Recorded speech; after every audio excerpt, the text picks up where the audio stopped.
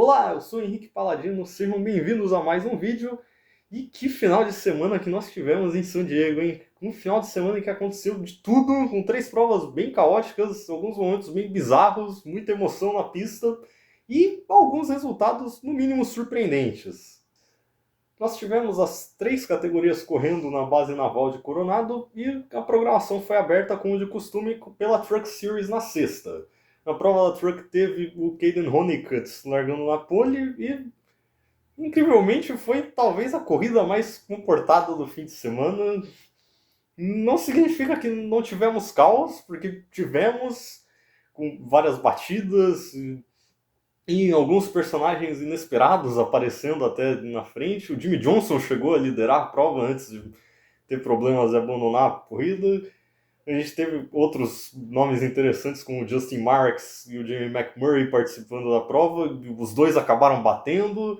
No fim, desses personagens famosos aí que disputaram a prova, o único que completou a corrida foi o Brennan Gorham, veterano, que quase foi campeão da Truck em 2003, e voltou da aposentadoria para fazer essa prova e terminou na 16ª posição. Enquanto lá na frente a gente viu mais uma vez os protagonistas do campeonato disputando a vitória. O Honeycutt, que era o pole, chegou a bater no muro em uma relargada, caiu lá para trás, voltou lá para frente, e parecia que ia estar na briga pela vitória de novo, mas acabou batendo de novo no final da corrida e terminou uma volta atrás. O Chandler Smith também relargou na primeira fila na última relargada, mas rodou sozinho e também acabou enterrado no meio do pelotão.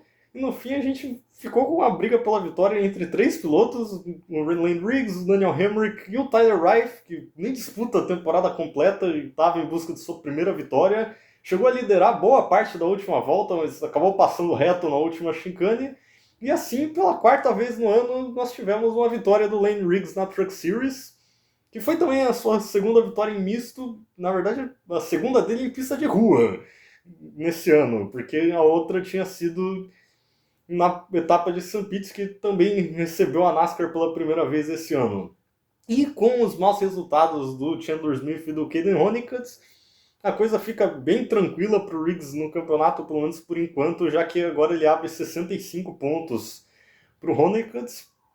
E outro destaque que acabou não sendo tão percebido, mas foi um grande não feito, foi a terceira posição do Casgrala, ele que andou na Truck 62 da equipe do Stuart Friesen, e nem tinha disputado nenhuma outra corrida esse ano até agora, então ele saiu direto do sofá para terminar na terceira posição em uma corrida da Truck Series. Então no sábado nós tivemos a prova da O'Reilly Auto Parts Series, uma corrida que teve o Brent Crews na pole, e o Crews, na ausência de pilotos da Cup, nessa corrida assumiu a posição de favorito à vitória. Mas as bizarrices começaram ainda no começo da corrida, porque nas primeiras voltas uma tampa de bueiro se soltou e acabou sendo atingida pelo carro do Corey Day. E isso causou uma bandeira vermelha para que a tampa pudesse ser soldada de volta no lugar. E durante essa vermelha, a NASCAR acabou permitindo que o Day trocasse o radiador que foi danificado por ela. E eles, abriram uma exceção para a regra de que não é permitido mexer nos carros em bandeira vermelha, porque foi uma situação que não é comum, afinal é impossível de acontecer fora de uma pista de rua, e foi algo totalmente fora do controle de qualquer piloto ou equipe. E essa não foi nem a única bandeira vermelha do dia, porque no começo do terceiro segmento, em uma relargada, o Sam Mayer acabou batendo no muro de dentro na primeira curva, uma curva de alta velocidade, foi pro muro de fora e acabou causando um Big One, levou vários favoritos à vitória, inclusive junto com ele, como o Brent Crews e o Justin Allgaier.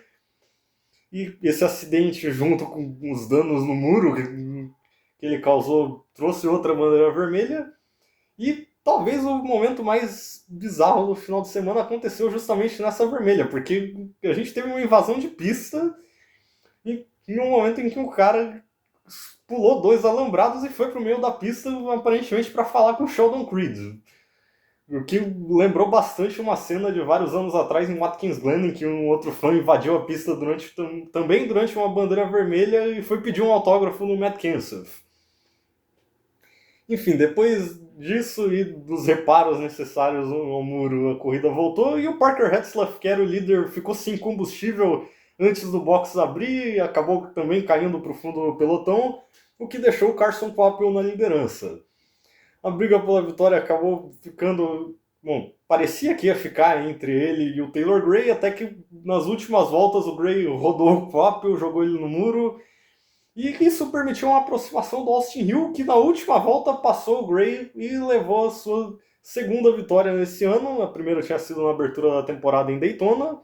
E essa foi também uma vitória com uma certa carga emocional, porque foi a primeira da Richard Childress Racing desde a morte do Kyle Busch.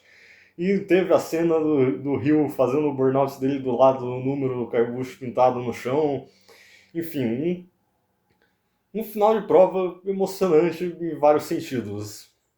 Enquanto isso, o Retzlaff e o Austin Green, dois pilotos que vinham fazendo boas corridas e andando ali no pelotão da frente, mas um acabou se envolvendo naquele Big One e o outro teve uma pane seca enquanto liderava a prova, fizeram boas recuperações e os dois terminaram entre os 10 primeiros. O Parker Retzlaff foi o sétimo e o Austin Green foi o oitavo. No campeonato, o Jesse Love reduziu, mas não muito, a diferença para o Justin Allgaier, que era de 250 pontos, e agora passa a ser de 224. Então, no domingo, nós tivemos, como de costume, a prova da Cup Series, que contava com Shane Van Gisbergen na pole, o que não foi nada surpreendente, visto que ele tem dominado os mistos desde que ele chegou na NASCAR. Mas, diferente do que a gente viu em Watkins Glen em maio, ele não dominou esse começo de corrida. O Carson Hocevar, que chegou a largar na primeira fila, liderou a prova. O Kyle Larson e o Ryan Blaney também ameaçaram ele. Mas ele continuava ali liderando boa parte das voltas, mesmo que sem uma vantagem muito grande.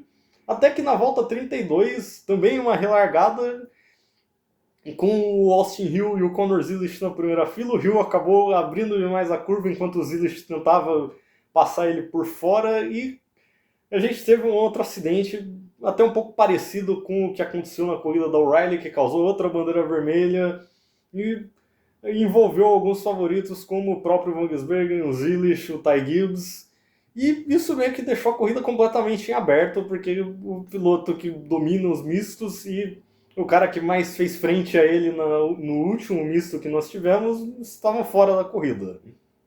Depois que a prova foi retomada, o Kyle Larson apareceu como líder e liderou por um bom tempo até, mas ele acabou sendo superado pelos carros da 2311 do Tyler Reddick e do Corey Heim, que já vinha fazendo uma boa corrida. Foi um pouco pressionado pelo Bubba Wallace também, mas conseguiu se manter na frente dele. Enquanto na frente a briga foi justamente uma briga doméstica da 2311 pela vitória. O Reddick era o líder e parecia que estava a caminho da sua sexta vitória no ano, mas o Heim, que nem disputa a temporada completa de nenhuma das três categorias esse ano, mesmo já estando com a vaga garantida na Cup para o ano que vem, conseguiu chegar nele, fez a ultrapassagem, e enquanto o Reddick tentava retomar a primeira posição, ele acabou sofrendo um furo de pneu na penúltima volta e terminou apenas na 26ª posição.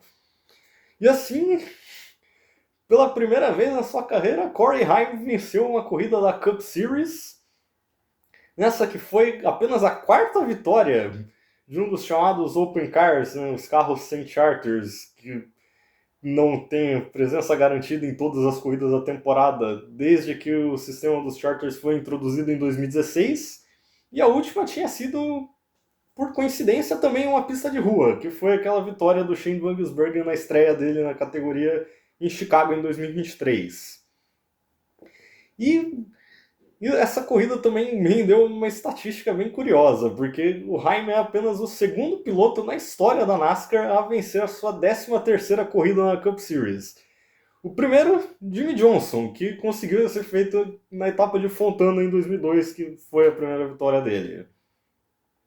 Nessa corrida nós também tivemos a participação do Kevin Magnussen no Project 91 da Trackhouse, e ele Bom, entrou na cena como a gente já está acostumado a ver ele por todo esse tempo aí de Fórmula 1 e de WEC. Terminou na 27ª posição, fez a volta mais rápida também e não podia faltar, arrumou uma confusão.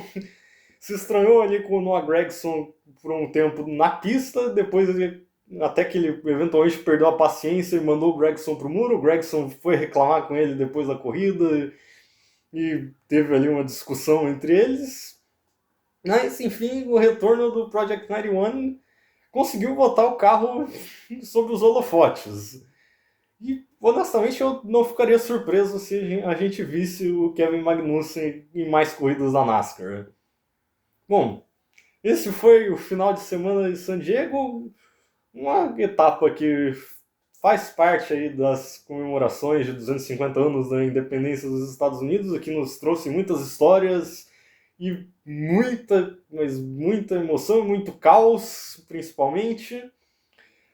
E nesse final de semana nós vamos para mais um misto, porque dessa vez o palco é Sonoma, também na Califórnia, uma pista mais tradicional no calendário e que provavelmente vai ter corridas com menos eventos inesperados, mas que ainda pode trazer algumas emoções, como foi, por exemplo, na prova da O'Reilly ano passado, que teve aquela briga muito divertida de se assistir entre os Zilla e o Vangsbergen pela vitória. Mas por hoje é isso, espero que vocês tenham gostado do vídeo e eu vejo vocês na próxima.